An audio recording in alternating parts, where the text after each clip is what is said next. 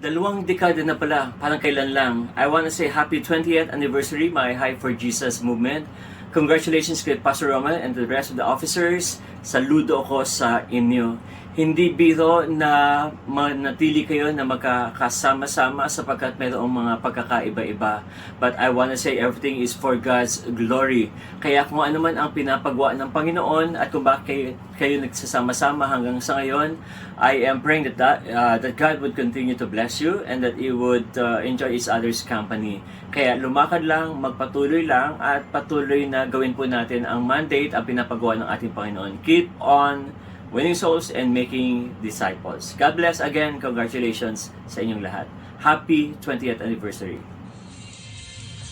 Magandang araw sa aking mga kapatid sa My High for Jesus movement. Isang napakabuting bagay na ang kabutihan ng Diyos ay patuloy nating maranasan. At sa inyong lahat na ngayon ay nagdiriwang na ika-20 taon ng kabutihan ng Diyos sa gawain niya diyan sa lugar ng Mayhay.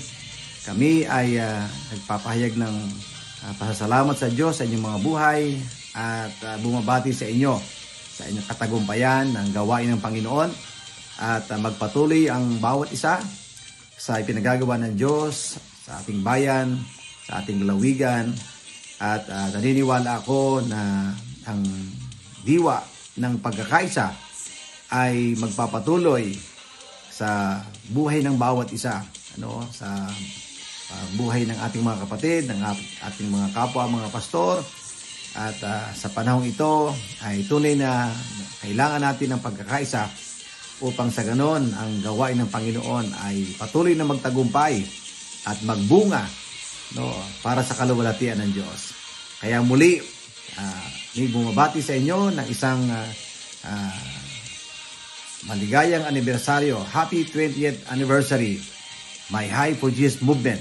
Congratulations everyone, headed by Pastor Romel Manangkil.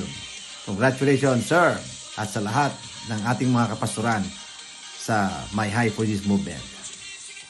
To God be all the glory and have a good day.